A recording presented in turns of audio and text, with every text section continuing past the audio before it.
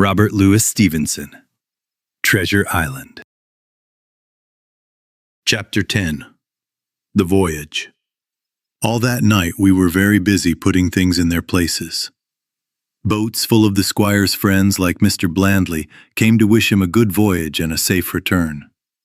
I had never worked so hard before, not even at the Admiral Benbow. I was extremely tired. But just before dawn, the boatswain blew his whistle and the crew began to work at the capstan. I was very tired, but I did not want to leave the deck. Everything was new and interesting to me. The short orders, the sharp sound of the whistle, and the men quickly going to their places in the light of the ship's lanterns. "Now, Barbecue, sing us a song," cried one voice. "The old one," cried another. "Yes, yes, mates," said Long John Silver. He was standing nearby with his crutch under his arm. He began to sing the song I knew so well. 15 men on the dead man's chest. Then the whole crew joined in. Yo-ho-ho and a bottle of rum. At the third ho, they pushed the bars forward with strength. Even at that exciting moment, it took me back to the old Admiral Benbow. For a moment, I felt like I could hear the captain's voice singing with them. But soon the anchor was pulled up. Soon it was hanging wet at the front of the ship. Soon the sails filled with wind, and the land and other ships moved past us on both sides. Before I could lie down to rest for an hour, the Hispaniola ship had already begun her journey to the Treasure Island. I will not describe the whole voyage in detail. It was quite successful. The ship was good, the crew were skilled sailors, and the captain understood his work very well. But before we reached Treasure Island, a few things happened that must be told. First of all, Mr. Arrow turned out to be even worse than the captain had expected. He had no control over the men, and they did whatever they wanted. But that was not the worst part. After a few days at sea, he began to come on deck with unclear eyes, red cheeks, and a weak, confused voice. These were signs that he was drunk. Many times he was sent below in shame. Sometimes he fell and hurt himself. Sometimes he stayed all day in his small bed near the companion. Sometimes, for a day or two, he was almost sober and did his work at least fairly well. At the same time, we could never discover where he got the alcohol. This was the mystery of the ship. We watched him carefully, but we could not find out. When we asked him directly, he only laughed if he was drunk. If he was sober, he strongly said that he drank nothing but water. He was not only useless as an officer, and a bad example for the men, but it was clear that he would soon die if he continued like this. So no one was very surprised, and not very sorry, when one dark night, during a rough sea, he disappeared completely and was never seen again. "Overboard," said the captain. "Well, gentlemen, that saves us the trouble of putting him in chains." So we were left without a mate. Of course, it was necessary to promote one of the men. The boatswain, Job Anderson, was the most suitable man on board. Even though he kept his old title, he worked in a way as the mate. Mr. John Trelawney had experience at sea, and his knowledge was very useful. He often took a watch himself when the weather was calm. And the coxswain, Israel Hands, was a careful, clever, and experienced sailor, who could be trusted in difficult situations. He was a close friend of Long John Silver. And this brings me to speak about our cook, Barbecue, as the men called him. On the ship, he carried his crutch tied around his neck so that both his hands were free. It was interesting to see how he used the crutch. He would press it against a wall and lean on it. Then he would move with the ship and continue cooking as if he were safely on land. Even more surprising was to see him cross the deck in very bad weather. He had ropes set up to help him move across wide spaces. The men called them Long John's earrings. He would move from one place to another, sometimes using the crutch, sometimes pulling it beside him, as fast as another man could walk. Still, some men who had sailed with him before felt sorry to see him like this. "He is no ordinary man, Barbecue," the coxswain said to me. "He had a good education when he was young, and he can speak very well when he wants. And he is brave, braver than a lion. I saw him fight 4 men and knock their heads together, and he had no weapon." All the crew respected him and even obeyed him. He had a way of speaking to each person and helping everyone in some special way. He was always very kind to me. He was always happy to see me in the kitchen, which he kept very clean. The dishes were shining and hanging neatly, and his parrot was in a cage in one corner. "Come here, Hawkins," he would say. "Come and talk with John. You are always welcome, my boy. Sit down and hear the news. Here is Captain Flint. I call my parrot Captain Flint, after the famous pirate.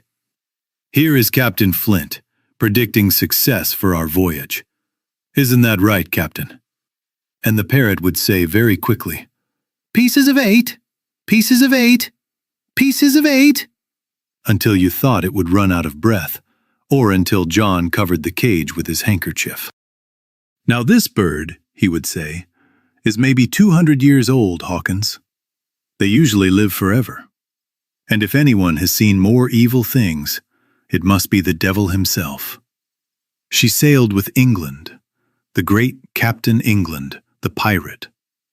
She has been to Madagascar, Malabar, Suriname, Providence, and Portobello.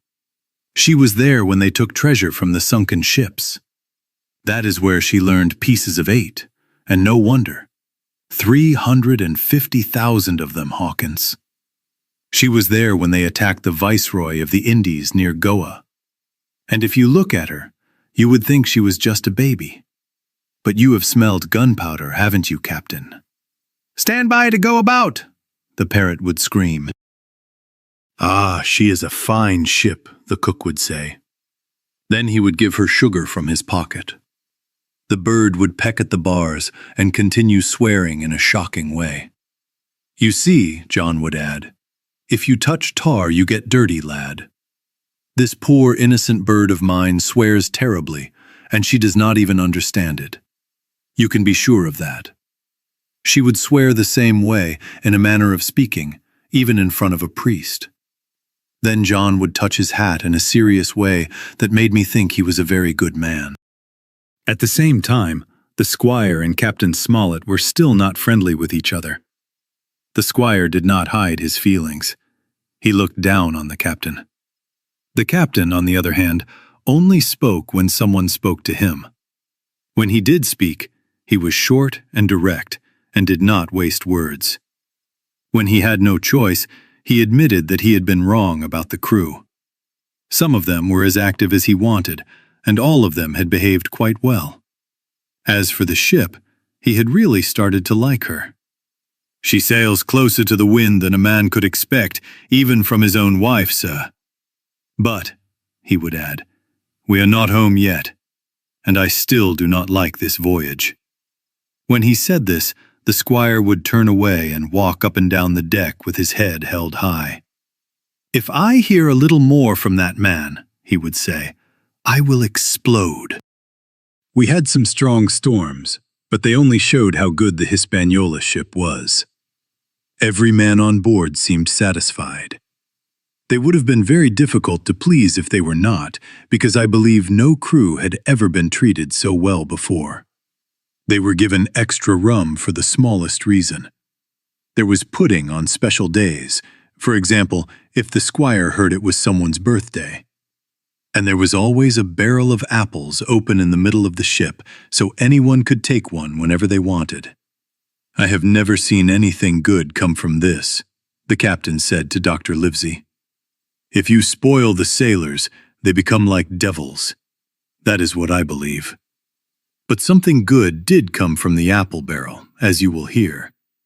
If it had not been for that, we would have had no warning, and we might all have died because of betrayal. This is how it happened.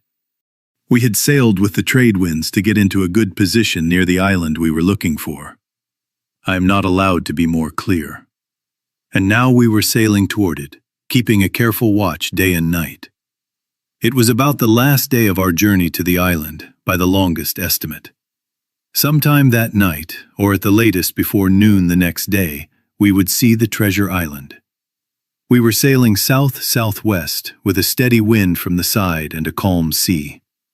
The Hispaniola ship moved smoothly, sometimes dipping the front of the ship into the water and sending up a little spray. All the sails were full, both low and high. Everyone was in very good spirits because we were close to finishing the first part of our adventure. Just after sunset, when all my work was done and I was going to my bed, I suddenly thought that I wanted an apple. I ran up to the deck. The watch was at the front of the ship, looking out for the island. The man steering the ship was watching the edge of the sail and quietly whistling to himself.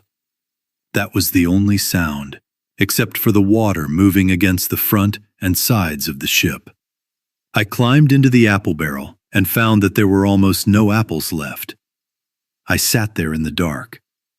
The sound of the sea and the movement of the ship made me sleepy. I either fell asleep or was just about to fall asleep when a heavy man suddenly sat down next to the barrel with a noise. The barrel shook as he leaned against it. I was just about to jump out when the man began to speak. It was the voice of Long John Silver. After I heard only a few words, I knew I must not show myself for anything in the world. I stayed where I was, shaking and listening, full of fear and curiosity. From those few words, I understood that the lives of all the honest men on the ship depended only on me.